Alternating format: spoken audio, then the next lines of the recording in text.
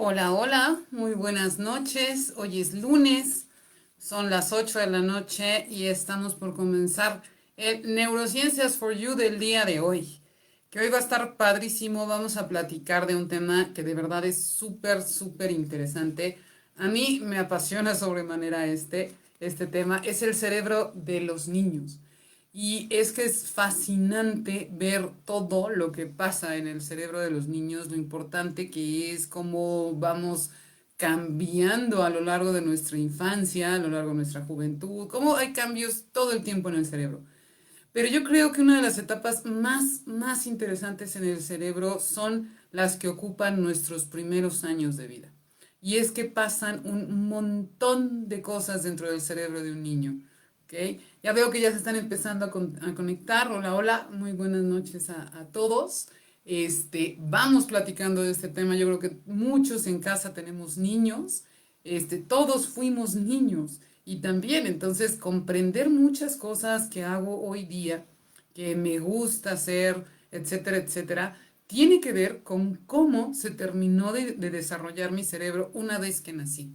Hola Diana, buenas noches, ¿cómo estás? Ok, pues primero que nada les platico. El cerebro, cuando nosotros nacemos, ya está completito, no le falta nada, hablando fisiológicamente, ¿ok? Lo que va a faltar, por supuesto, es la maduración del mismo. ¿Y a qué me refiero? Más o menos a los 40 días de gestación, o sea, muy pronto después de que el espermatozoide se juntó con el óvulo, hicieron el cigoto y empieza toda la formación de una persona, que eso es, bueno, increíble. Podríamos hablar 3 días seguidos con sus días y sus noches de lo increíble que es eso, ¿no? Pero bueno, más o menos 40 días después, ya está perfectamente formado lo que es el romboencéfalo, que viene a ser este tallo. Hola Claudia, hola Lisi. El tallo cerebral y la parte del cerebelo, que es la raíz, digamos, de todo lo que es el cerebro reptiliano, ya está perfectamente delimitado. No formado, pero muy delimitado. Otra parte que es el mesencéfalo, donde ahí van a estar la amígdala, perdón, el núcleo accumbens, que es el receptor de dopamina.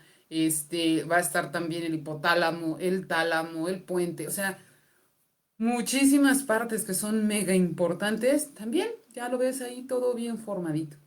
Y luego toda la parte del posencéfalo, que es esta, también, o sea, la parte anterior y la parte frontal, ya está perfectamente delimitada. Y solamente tiene que esperar, lógicamente, los meses que siguen de gestación para empezar a partirse. Se parte en frontal, parietal, temporal, occipital, frontal, parietal, occipital y temporal, en esas 4 partes. Cuando nace un bebé, su cerebro está completitititito. Incluso un bebé prematuro, casos extremos de 6 meses de gestación, el cerebro está perfectamente formado. Nada más nos va a faltar, que la parte de arriba, la precorteza, esté muy arrugadita. De hecho, todos los bebés nacen con esta precorteza, por supuesto. Ahorita vamos a hablar cómo está la precorteza de los bebés, que no está súper arrugadita como cuando ya estamos grandes, ¿ok? Y un bebé prematuro la va a tener más lisita. Lo único que hace falta es que siga arrugándose, por llamarlo de alguna forma. Ok, entonces, hola Claudia, hola Alicia, hola Victoria, hola a todos. Entonces me sigo. Entonces, ¿qué es lo que le hace falta? El cerebro cuando ya nace el bebé tiene 100 billones de neuronas. O sea, insisto, completitito, completitito. Está organizado como debe de organizar, pero está, llamémosle, desconectado. ¿Ok? Por ejemplo, para el aprendizaje y para la memoria, el hipocampo tiene que estar conectado con la parte auditiva del temporal, que es aquí. Y ahí anda el hipocampo por una parte y el temporal por otra parte. Y desde el instante en el que nace el bebé, y empieza a oír los sonidos de diferente manera que cuando estaba dentro de mamá, empieza a hacer conexiones. Ya había hecho algunas. De hecho, se registran los primeros aprendizajes a los 6 meses de gestación. Es decir, el bebé de 6 meses dentro de la mamá, ¿ok? Ya está aprendiendo. Y estas conexiones ya están muy de forma incipiente, pero ya se están, ahora sí que conectando. Cuando nace el bebé y empieza a ver, a oler, a sentir, todo eso, desde el momento en que ve la luz, ahí empieza el cerebro a conectar. Wow, esto es luz. Obviamente no tenemos el lenguaje, no podemos decir, wow, esto es luz, pero el cerebro registra, esto es diferente a como veníamos viviendo, ahí todo obscurito, ¿no? Entonces empieza a haber diferencias, hay sonidos, hay una otra temperatura, hay de cada cosa, cada mínima cosa que experimentamos desde antes del nacimiento y muy aceleradamente desde el momento del nacimiento, de cada cosa se hacen conexiones. Todo, por ejemplo, yo para que esté hablando ahorita, está conectado muchísimas partes del cerebro. El frontal, el auditivo, el visual, partes de mi memoria, ¿ok? El hipotálamo, el tálamo, la amígdala, el núcleo accumbens, te aburro aquí todo lo que está conectado, nada más por el hecho de estar hablando aquí contigo en este momento. Todas esas conexiones son las que se van a empezar a formar desde los 6 meses de gestación, más o menos lento, y ya muy rapidito desde el momento en que nace un bebé. Todas estas conexiones son importantísimas. De hecho, hay unas que empiezan a hacerse entre una parte del cerebro que se llaman áreas de Broca y Wernicke, la área de audición y la área de visión. Todas estas están relacionadas con el habla. El bebé, en cuanto empieza a ver que alguien mueve los labios, que ver, oír, sentir la vibración de la voz de mamá, de papá, empieza a registrar esas conexiones. Si el bebé va a ser diestro, esas conexiones se van a empezar a hacer del lado izquierdo del cerebro, o al revés, se van a hacer del lado derecho del cerebro. Empieza a conectarse y empieza a laterizarse. El habla, la escritura, muchas funciones están lateralizadas, es decir, se van hacia un lado. Ya hemos hablado de esto, no es que trabaje más un lado del cerebro o el otro, sino que hay funciones que se pueden conectar en un lado o en el otro dependiendo si soy diestra o si soy zurda. ¿Ok? Bueno, entonces empieza a hacerse todo este cablerío loco, porque es muchísimo. Durante estos procesos se crean sinapsis neuronales, que estoy uniendo las neuronas de una y otra parte. Estamos hablando que se crean aproximadamente 250.000 conexiones neuronales por minuto. ¿Ustedes se imaginan lo que es eso? Por eso les digo que esta etapa del desarrollo del cerebro se me hace fascinante. Es absolutamente asombrosa. 250.000 conexiones por minuto. Las neuronas tienen una forma así como de parche, digo yo, con un núcleo en centro, y en la parte de arriba tienen como pelitos. Perdón, se llaman dendritas. Las dendritas, junto con otra colita que sale, que es el axón de la neurona, en esa parte final es donde se hace la sinapsis. Ustedes se imaginan 100 billones de neuronas haciendo 250.000 sinapsis neuronales, es decir, unión entre ellas, conexiones por minuto. El cerebro jamás en nuestra existencia, por todos los años que vivamos, va a volver a tener este grado de actividad. Va a subir, sube hasta los 12 años. 10, 12 años empieza a bajar. Porque sí, generamos muchas neuronas. Después el cerebro empieza a acomodar. Estos recuerdos no me sirven para nada. Estas conexiones tampoco sirven porque después encontré otra conexión que es más efectiva. Porque voy descubriendo, voy experimentando, voy viviendo. Y entonces baja a un nivel más o menos de la mitad de conexiones. ¿Ok? Y con esas nos quedamos muchísimos años, que se van renovando lógicamente y van haciéndose más y van haciéndose menos, pero ya a un ritmo totalmente diferente. El grado y tipo de aprendizaje que tenemos nosotros en nuestra primera infancia es increíble. De hecho, hay estudios que demuestran que la sensación de caminar por primera vez, y esto así como hay varios eventos dentro del cerebro infantil que te quedas así, que dices, Dios bendito, o sea, ¿cómo es esto? De verdad, como yo les digo, estamos hechos con tecnología de punta. Cuando aprendemos a caminar, es una sensación de alegría, pero así, increíble, lo máximo que puede existir, que el cerebro nos hace favor de olvidarlo. Nadie recuerda qué sintió cuando caminó, ¿estás de acuerdo? Es una sensación, un recuerdo que casi en su totalidad, antes de 3 meses después de que haya empezado a caminar, el cerebro, perdón, lo borra. ¿Y por qué digo que nos hace favor? Si no hiciera esta sustitución de sinapsis neuronales en torno al recuerdo tan maravilloso que es caminar, estaríamos todos frustrados porque jamás en la vida volveríamos a tener un evento tan grande, tan significativo. Nada en la vida nos va a volver a emocionar tanto como el aprender a caminar. Estamos acá fuera de nosotros, el cerebro está así, wow, vuelto loco, feliz. Es la mayor concentración de dopamina que puede haber en nuestra existencia, que el cerebro nos hace favor de olvidarnos, de hacernos que lo olvidemos. Y eso está increíble. Y cómo tiene el juicio, ¿no? La determinación de decir, este recuerdo mejor se lo voy a borrar. Porque jamás en la vida va a estar tan feliz. ¿Para qué lo hacemos todo frustrado y amargado el muchacho, ¿no? Entonces, le quita ese recuerdo a todos y cada uno de los bebés. Eso a mí se me hace fascinante, se me hace de una sabiduría de nuestras células increíble, ¿no? Bueno, y así vamos. Seguimos los primeros años a crear conexiones, crear conexiones, crear conexiones.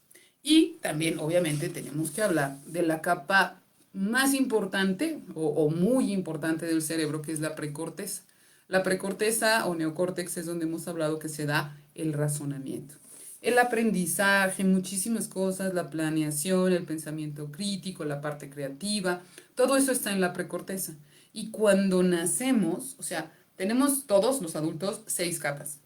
La precorteza en unas partes es más delgada, en otras partes de 2 milímetros, en otras es más gruesa, de 4 milímetros, pero así va fluctuando y es justamente esta cosa que tiene los pliegues en el cerebro, ¿ok?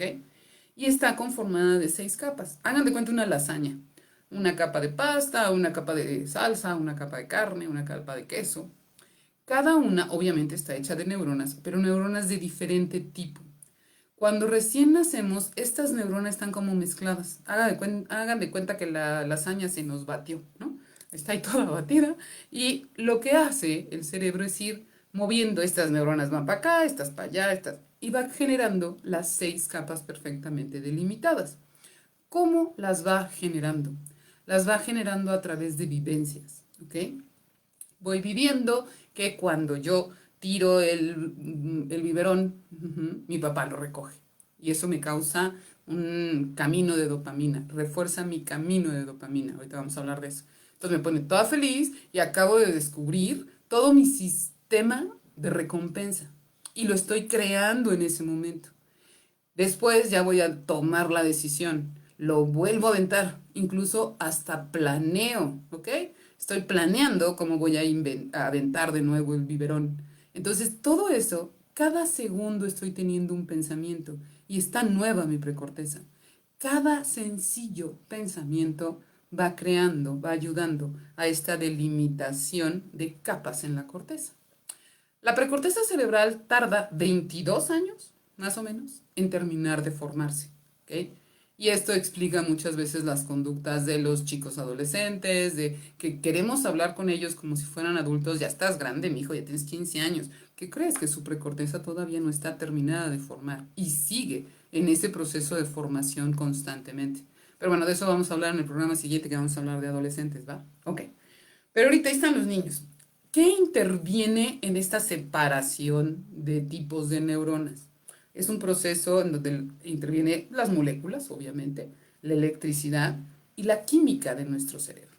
¿Okay? Entonces es súper importante para las edades tempranas, antes de los 2 años, ya se forma lo que es el camino de la dopamina y el camino de la serotonina.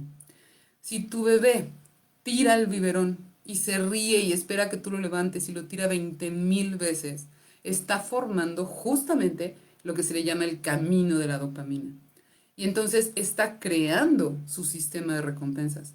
El sistema de recompensas es lo que va después a determinar las conductas motivadas en nuestros hijos y bueno, en todos los seres humanos, ¿no? Entonces, si en ese momento tú lo reprimes, no, ya niño, no estés aventando esto, ¿no? Se saca de onda, dice, a ver, espérame, esto estaba siendo placentero, entonces no lo es. Que yo tire algo y que suceda lo que yo esperaba, eso es lo que es placentero en los bebés. Yo lo tiro y lo levanta. Ah, caray, a ver otra vez. Lo tiro y lo levanta. Ah, creo que cuando lo tire lo va a levantar. Lo tiro y lo levanta. Uy, acabo de descubrir lo que es el sistema de recompensas, porque acabo de predecir un hecho y sucedió. Entonces, ese camino de recompensas que va desde el tallo cerebral hasta toda la parte, digamos, de acá atrás del cerebro y se regresa, que es un camino de dopamina se llama, y luego está el camino de serotonina, esos los vamos formando en los 2 primeros años de edad. Todo interviene, absolutamente todo interviene. Interviene mi genética, interviene mi alimentación, interviene el clima, interviene mi interpretación de la vivencia, interviene la otra persona, cómo está interactuando conmigo. Todo eso va a crear un aprendizaje que va a modelar la separación en 6 capas de mi precorteza. ¿Ok? No quiero hacer muy técnico este programa, pero sí lo que les quiero decir es que absolutamente todo en el entorno de un bebé tiene que ver con la formación de todas estas conexiones. ¿Cómo conecto yo esa parte del cerebro que va a ser creativa, que va a ser intelectual, que va a ser muy analítica, que le va a gustar la música, que ese todo tiene que ver con todos los factores que les acabo de decir. Muchas veces pensamos que la genética es importante, y sí, claro que lo es. Pero lo que pasa para que tantos cerebros como niños haya y que cada uno de los niños sea único es, por ejemplo, hay un par de genes que se llaman DRD4. En este gen se determina el grado de apego que va a tener una persona. Si va a ser muy cariñoso, muy pegado con con sus seres queridos o va a ser más bien desapegado. ¿Ok? Todos tenemos ese gen, obviamente. Si un niño tiene ciertas respuestas cuando muestra apego en un cierto clima, en unas ciertas condiciones de dopamina, es decir, química, electricidad, y tiene una interpretación del hecho, aunque el gen de su hermano gemelo sea idéntico, pero él tuvo otra experiencia al aprender algo relacionado con el apego, aun cuando los genes sean igualitos, cada quien va a tener conexiones diferentes, no nada más criterios diferentes, sino conexiones diferentes. Estamos hablando del camino de serotonina y del camino de dopamina principalmente. Si yo ante un estímulo que, ahora sí que estimula mi apego, ¿ok? Ante un evento que estimula mi apego, tengo una respuesta muy positiva, esas conexiones, primeras conexiones que tienen que ver con el apego, y mi información genética en ese gen, son muy satisfactorias, ¿ok? Entonces yo voy a ser más tendiente a ser apegada a mis seres queridos.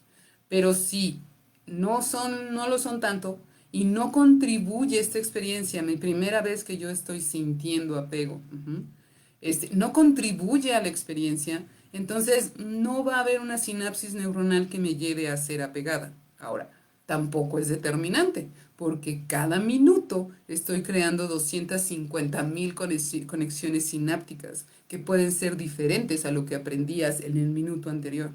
O sea, ¿se dan cuenta la complejidad de este pequeño cerebrito? ¿Ok? Ahora, ¿qué cosas son fundamentales para que el bebé esté sano, tenga la explotación genética que puede tener en cuanto a inteligencia, gustos, predilecciones, que si la música, que si el arte, que si lo intelectual? Para que se dé en las mejores condiciones, y va a sonar cursi, pero es verdad, debe de haber amor, ¿ok? Si tú tratas a tu bebé con amor, la mayoría de sus conexiones van a estar basadas en el camino de dopamina y en el camino de serotonina, que son los que me van a llevar a tener bienestar a partir de las experiencias. ¿Ok? De esa forma, mis conexiones buenas van a ser, o que positivas, van a ser más sólidas que aquellas negativas. Aun cuando se me cae el biberón de nuevo y yo planeo, lo voy a tirar otra vez y mi papá lo va a levantar. Si en ese momento mi papá se levanta, o sea, se agacha a levantarlo, pero se resbala, se cae, se pega en la frente y aparece otra vez en mi campo visual con una rajada y lleno de sangre y me asusto, ¿ok? Ya tengo una experiencia muy negativa. Entonces tampoco podemos estar pendientes de todo lo que pasa. Van a pasar cosas malas. Pero ¿qué hago? A una emoción fuerte de susto, miedo, enojo, cuando es muy bebecito, lo puedo acompañar con una muestra de afecto. Está asustado mi bebé, lo abrazo, ¿ok? Está asustado mi bebé, a lo mejor canto, hago algo que yo ya identifiqué que le gusta, ¿ok?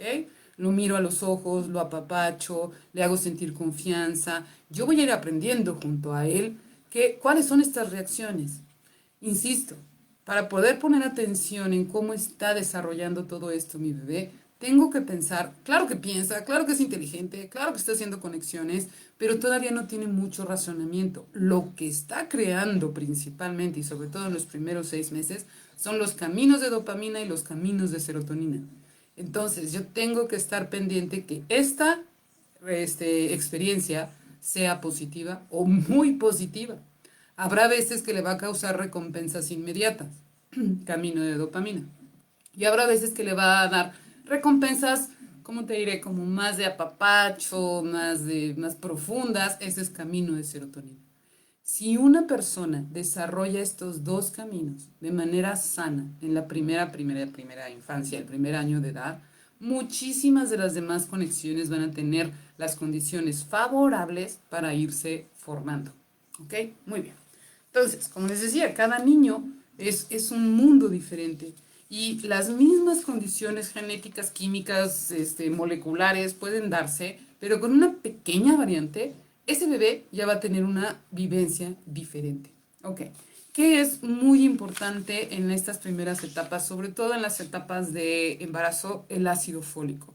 Ya lo hemos oído muchísimo, pero ¿por qué es importante el ácido fólico? Hace muchas cosas, pero una de las grandes cosas que hace el ácido fólico es favorecer la formación de mielina. ¿Y qué es la mielina? Yo hace rato les decía, las neuronas tienen unas patitas. Estas patitas se llaman axon o axons. Entonces, estas son las que se estiran. Hay unas que tenemos desde la cabeza hasta la puntita del dedo chiquito del pie, ¿no? Hay unas más cortitas, obviamente molecular y eléctricamente son diferentes. Pero la mielina, que es una cosa que es agua, lípidos y proteína, lípidos llamemos de grasita y proteína, es la que los forra. Hagan cuenta que son cables eléctricos que están forrados de plástico.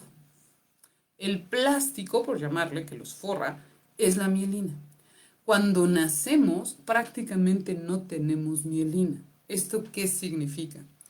Que si yo me doy un pisotón o algo me pincha el dedo chiquito, no va a llegar ese dolor o esa información a mi cerebro. No hay esa comunicación entre neuronas por falta de mielina. El hacerle los hoyitos en las orejas a las bebés o la circuncisión a los niños o que a veces nacen y necesitan un piquetito aquí, un piquetito allá. En la primer semana de nacidos, sea que haya nacido el bebé de 6 meses, de 7 meses, a término 9 meses, no duele. No duele porque no hay mielina. La mielina ya como a la semana ya empieza a ver, suficiente para que haya dolor. Hay a veces una sensación desagradable, pero así dolor como tal, es muy poquitito, mucho menos del que entendemos ahora como adultos, ¿ok? Porque no hay mielina.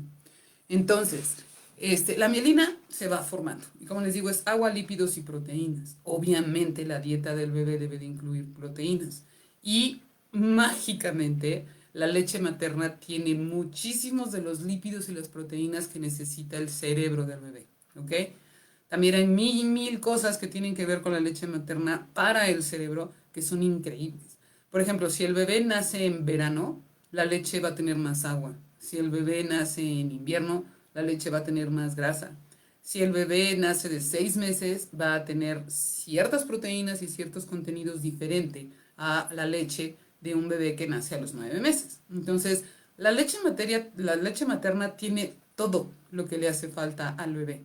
Y al bebé, durante su primer semana, le hace falta producir mielina para que todas sus neuronas, de todos los tipos de neuronas, estén con este cablecito que les permite hacer todas las conexiones que no tenemos al nacer.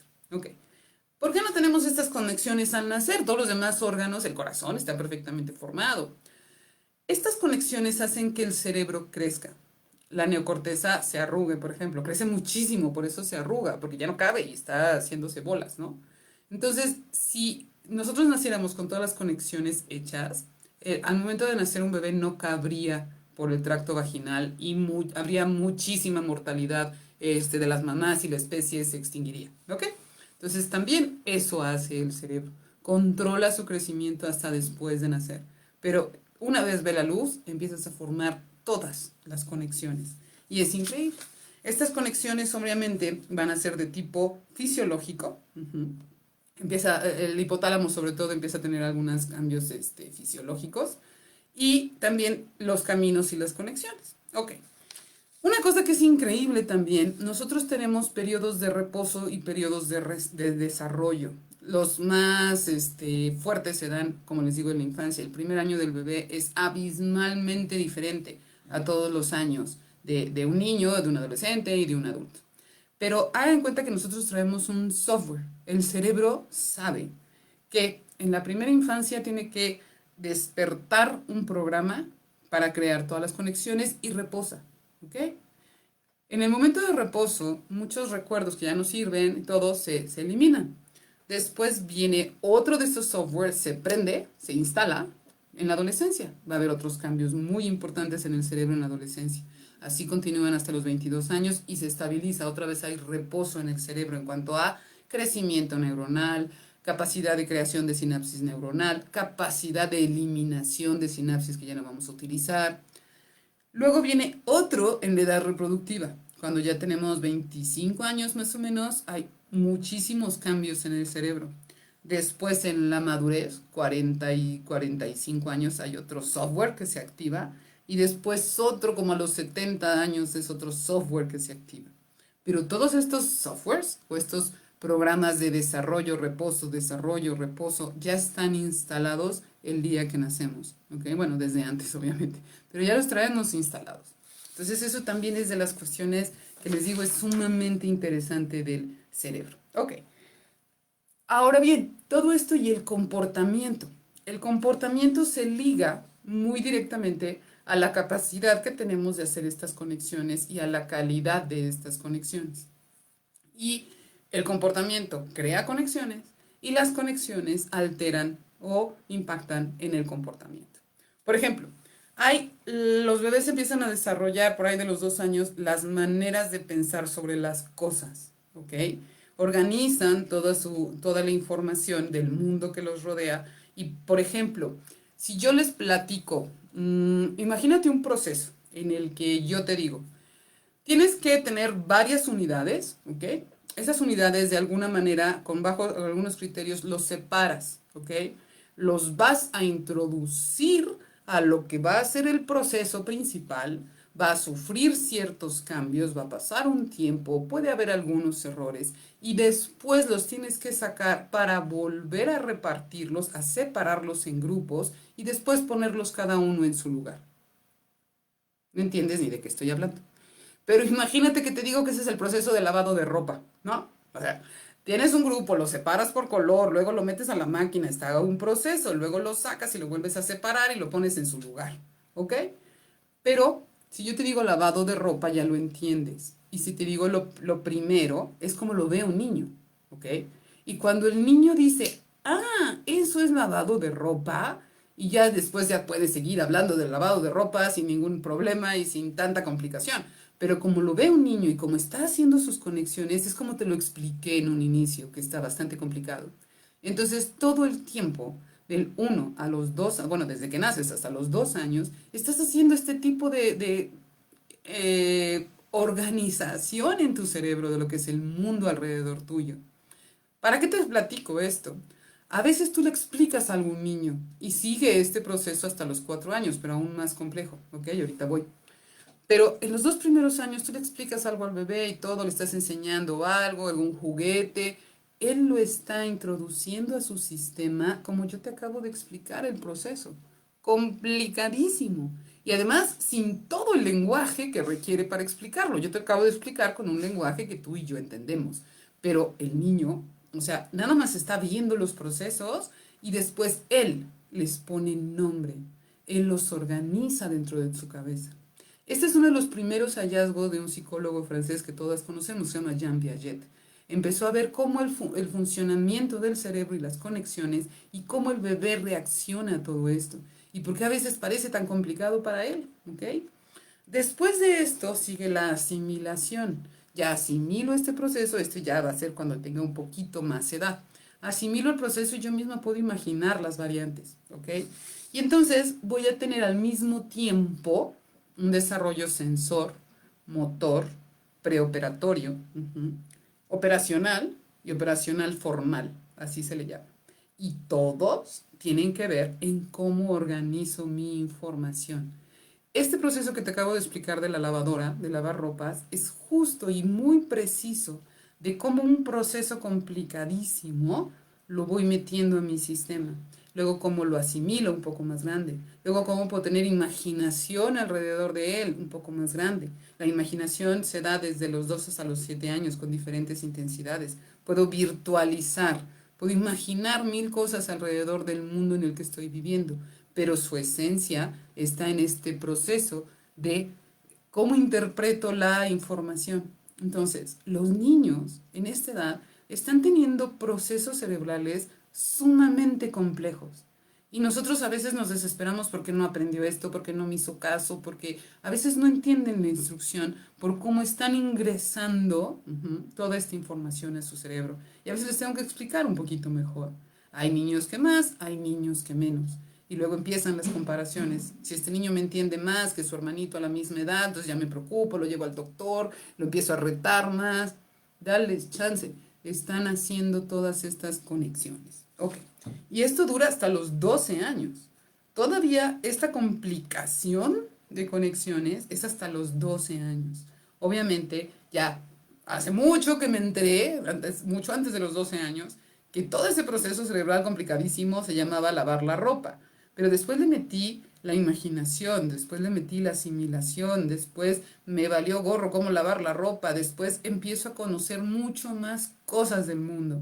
Y entonces mi cerebro se está llenando a una velocidad impresionante de información. Ok, y entonces ya les expliqué de la mielina. Todas estas cosas de tanta información al mismo tiempo están haciendo que mi cerebro esté simulando una condición de absoluto estrés, ¿ok? No hay el cortisol en las suprarrenales, no estoy estresada en todo mi físico, no tengo el corazón latiendo ni nada de eso, pero mi cerebro dice, oh my God, está pasando algo, esto es demasiada actividad y tiende a cansarse. Por eso es sumamente importante que los niños duerman el número de horas que deben de dormir. Desde la primera infancia y así en el desarrollo hasta los 12 años, tienen diferentes necesidades de sueño. Empiezan 16 horas de sueño al menos, si no es que más, dependiendo de los bebés y demás, pero 16 horas luego va bajando, 12, mucho tiempo están en 12 horas de sueño. Es importante la siesta, es importante no dormir toda la noche y no dormir en el día, hasta los 6 años más o menos. Y después de los 6 años, y obviamente después de los 12 también, pero ahorita estamos hablando de la infancia, de los 6 a los 12 es sumamente importante que los niños duerman 8 o 9 horas y si se puede un poquito más, sin llegar a las 12, ¿ok?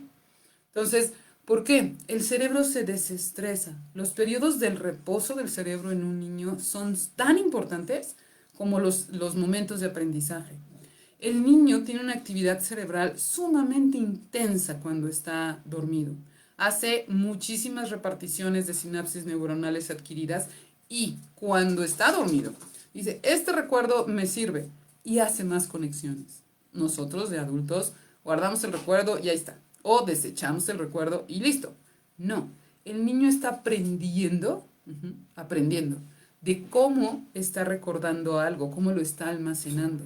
Y a lo mejor en ese momento empieza a echar a andar su memoria evolutiva, porque en sueños, ¿ok?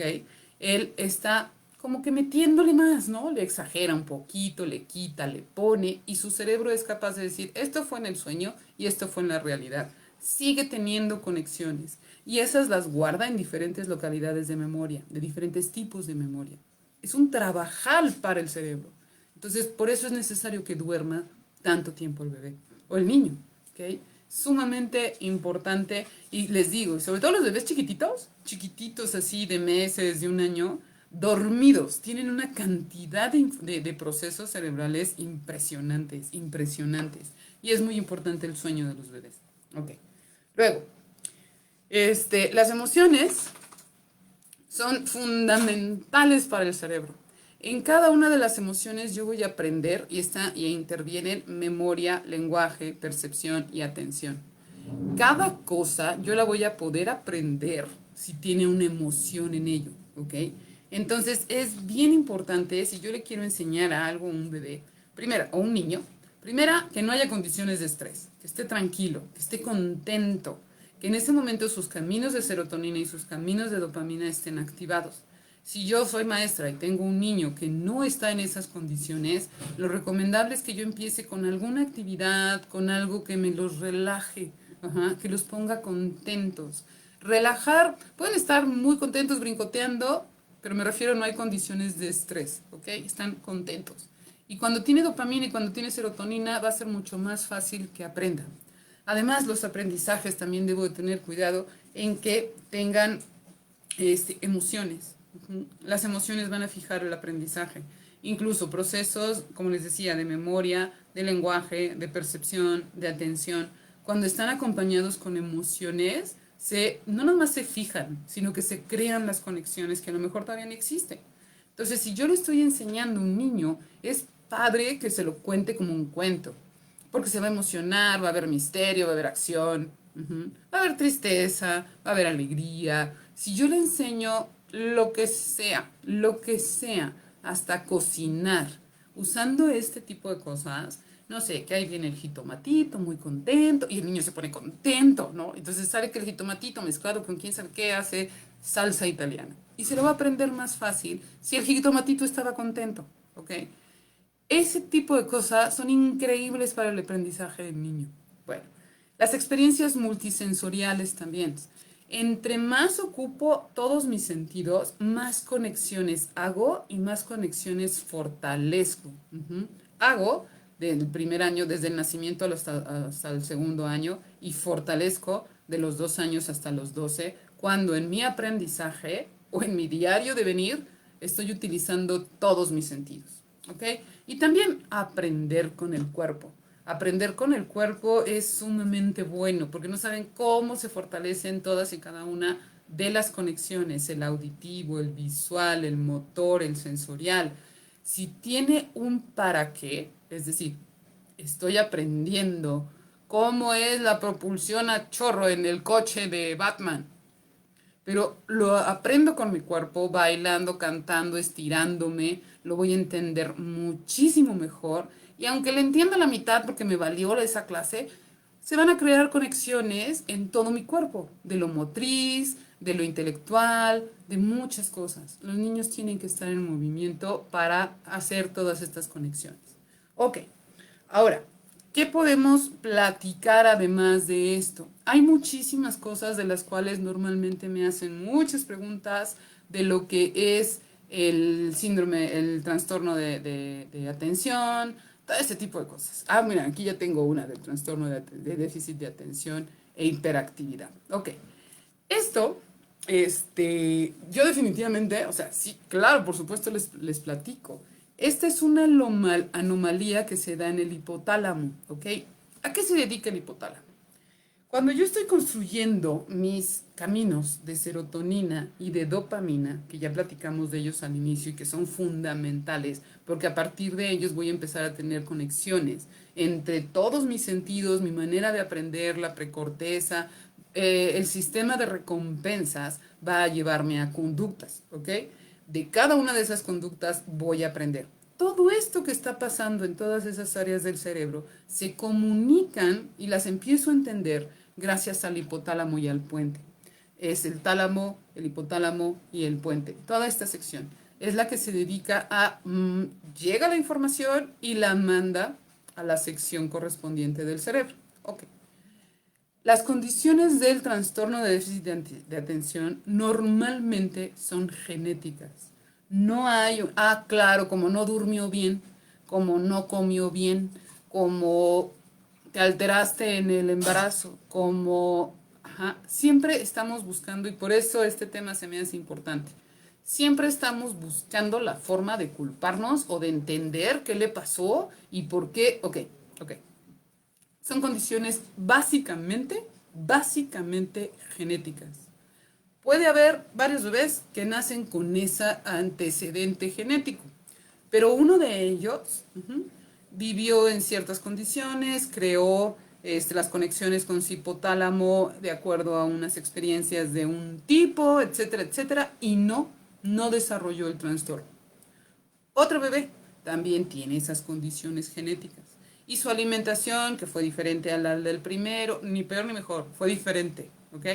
Pasó esto, pasó lo otro, un día tuvo una experiencia, ni buena ni mala, sino que alteró esta conexión y ya, ese bebé sí tiene trastorno. Pero siempre estamos buscando cómo culparnos, ¿ok? ¿Qué pasa?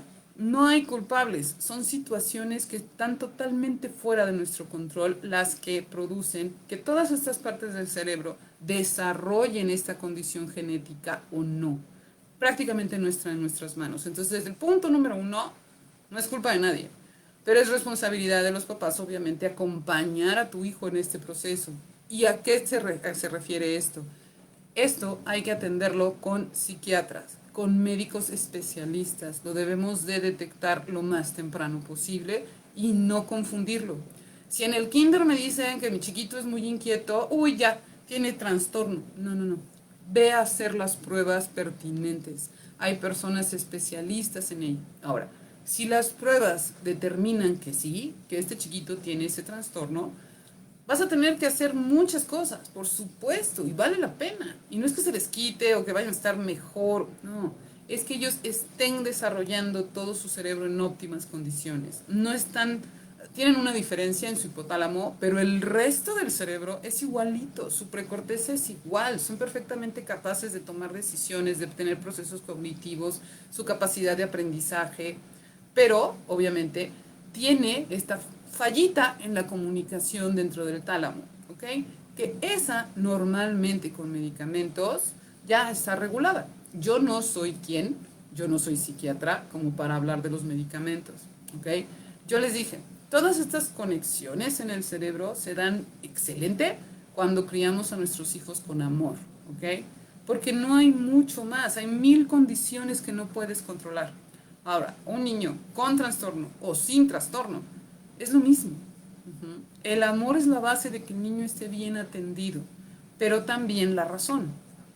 Ve con especialistas que te asesoren a ti, que te enseñen cómo este niño tiene esos procesos. ¿Te acuerdas del proceso que platiqué, del procedimiento que les expliqué y cómo el cerebro traduce eso en lavar la ropa?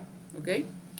Eso va a ser un poquito más complicado en un niño con este tipo de trastornos, porque mientras está tratando de acomodar las ideas, vienen más ideas, ¿ok? No tiene la atención puesta, por llamarle de alguna forma. Es más químico que de atención de la parte de la precorteza, no es la atención como yo estoy poniendo atención ahorita, no es esa atención.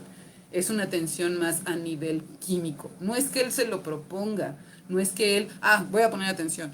No es que él se esfuerce por ser por tener atención, es otro tipo de atención que es más a nivel molecular dentro del mesencéfalo, que no es el consciente, ¿ok? Entonces, este proceso de organizar la información y después asimilarla e imaginar en torno de ella y tener procesos creativos en base a la imaginación y todo eso se complica. Es como si, en lugar de necesitar nada más 10 conexiones que estén vibrando eléctricamente, que es así lo normal, este chiquito lo hace con 15, porque está haciendo esas conexiones más 5 de otro proceso, más 5 de otro proceso, más 5 de otro proceso. Y los medicamentos que mandan los psiquiatras para este tipo de caso, lo que hacen es bajarle un poquito esas revoluciones para que la atención química, electroquímica del cerebro, se pueda fijar en un proceso de organización de ideas o organización de información. ¿Ok? Pero todos los niños lo que necesitan es un chorro de amor para que todas estas cosas se den de manera favorable, ¿sale? Entonces, básicamente eso es, Vero, lo que yo te puedo decir acerca del trastorno, ¿ok? ¿Es necesario el medicamento o puede atenderse con otros métodos para la atención, con la atención plena? Mira, ahí te voy a dar una opinión sumamente personal. Primera, yo no soy quien. Un psiquiatra es el que debe de dar esta respuesta, ¿ok? Yo jamás, y eso siempre se lo digo, jamás recomiendo el uso de un medicamento y jamás recomiendo que no uses un medicamento, ¿ok? Si tú vas con tu psiquiatra, con un niño tuyo, y el psiquiatra te dice que si tú quieres llevar esa línea, adelante. Si no quieres llevar esa línea de medicamentos, sino que consideras que se puede dar con atención plena, adelante. La atención plena va a provocar los mismos efectos que el medicamento, sí. Lo que hace, más o menos, pero los hace de una forma mucho más laboriosa, en donde el niño puede ser capaz de lograrlo o no, ¿ok? El medicamento va a lograr que los receptores de serotonina reduzcan la actividad cerebral, o sea, tanta onda eléctrica. Eso es lo que hace. Puedes confiar en que el niño lo va a lograr a través de mindfulness. Puedes confiar. Yo, Yolanda Curí, opinión total y absolutamente personal. Ajá. Yo haría una combinación de ambas. No estoy recomendando ni diciendo que está bien y que está mal. Es lo que yo haría. El conocimiento que yo tengo del cerebro y el conocimiento que yo tengo de psiquiatría y medicina, a mí me llevarían a llevarlo a un psiquiatra que tenga el medicamento adecuado, pero sí, ayudarlo muchísimo a que se vaya entrenando en mindfulness. Es buenísimo, buenísimo para muchas cosas el mindfulness y es de las técnicas de meditación la que está comprobada científicamente para ser sumamente efectiva para la producción de serotonina. Muchísimos trastornos, el de atención, el trastorno obsesivo compulsivo, se mitigan con la serotonina. Entonces, si mindfulness me va a producir serotonina, está bien, vamos bien. Ahora, cuando yo le bajo las revoluciones a estos cerebros con trastorno, después les tengo que dar una terapia. ¿Qué vas a hacer ahora? ¿Cómo vas a meter la información a tu cerebro, etcétera, etcétera? Entonces, no puedes dejar a un lado ni la terapia de varios tipos, el que pudiera ser de más de tu confianza, ni la psiquiátrica, ¿ok? Y les debes de ayudar en el manejo de sus emociones, etcétera, etcétera, porque ya por fin van a tener serotonina, va a estar mejor su cerebro, claro que sí, ¿ok? Pero sí debe llevar una terapia, a mi opinión. Insisto, estos casos yo siempre recomiendo que mejor vean a un psicólogo especialista o a un psiquiatra. Cuando estás hablando de medicamentos, ya tenemos que hablar de psiquiatra, ¿ok? Exacto, sí, Rafael, es una combinación definitivamente. Y el escepticismo es, perdón, a mi juicio, y sí lo voy a decir, el escepticismo hacia el mindfulness está infundado y habla de que no tenemos los conocimientos, o sea, tenemos ignorancia en cuanto a lo que mindfulness es.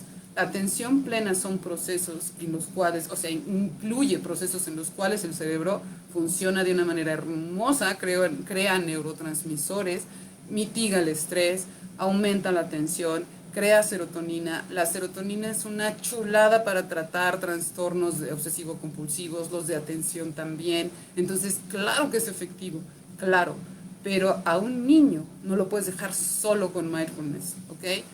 Puede ser que le funcione, pero ¿y si no? Yo haría, como también dice Rafael, definitivamente yo haría una combinación de ambas cosas. Ahora, que durante su proceso, después de un tiempo, ¿puedes llegar a prescindir de los medicamentos? Claro que sí, pero hay que darle un chance que el niño esté un poco más grande y aprenda, ¿ok? Porque tú sientes cuando trae serotonina, cuando no trae serotonina, cuando tienes esos trastornos, ¿ok? Y sientes cómo te estás, y lo vas aprendiendo. Entonces, habrá momentos en que empiezas a sentir que la compulsión está llegando, la obsesión está llegando, haces un mindfulness, generas serotonina y ya estás. Pero para llegar a eso tienes que practicarlo. Un niño muy pequeño no tiene todavía esas habilidades, hay que ayudarle a que las desarrolle, ¿ok? Bueno, hola Ida, ¿cómo estás? Rafael, muchas gracias, mucho gusto. Es un intangible que muchísimas personas no creen en ello. Sí, Rafael, desgraciadamente hay muchas personas que no creen en el mindfulness, lo comparan con otro tipo de meditaciones que pudieran considerarse un poco más del orden espiritual, místico, esotérico, cosas así. Yo siempre hablo de puras cosas bien comprobadas científicamente, no me gusta lo místico, ni lo esotérico, ni nada de eso. Y el mindfulness definitivamente, en neurociencias al menos, hay todo un campo de estudio del mindfulness y están perfectamente comprobados científicamente los efectos y los beneficios del mindfulness. De hecho, es el mejor tratamiento para muchos casos de depresión, de trastorno obsesivo compulsivo, de trastornos de déficit de atención.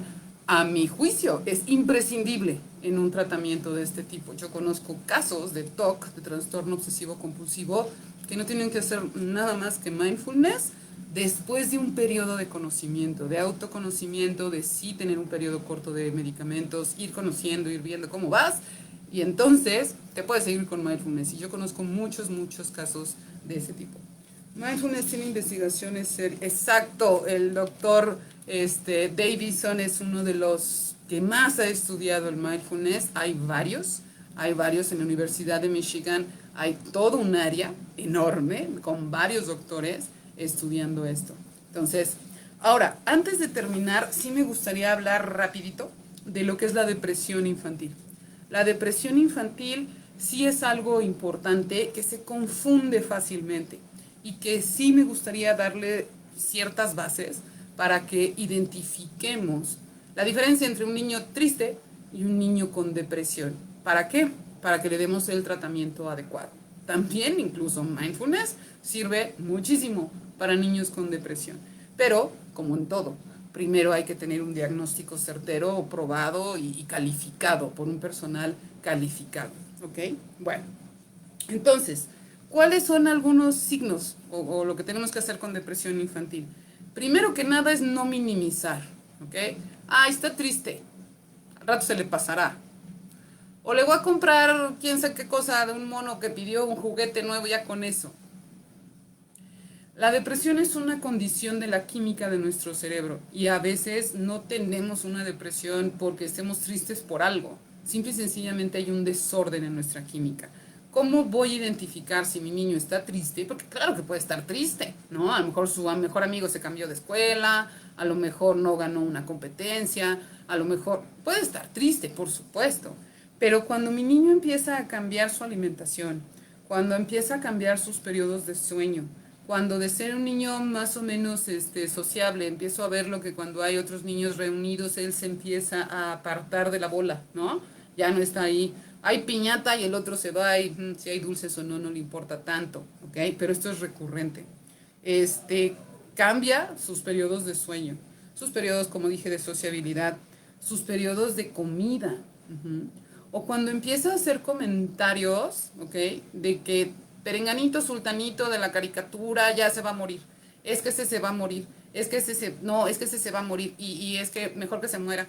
Cosas así. Si es recurrente y se junta con todos los demás otros signos que acabo de explicar, no lo presiones, no nada. Avísale a su pediatra y que su pediatra lo canalice con el psicólogo psiquiatra adecuado. ¿Ok?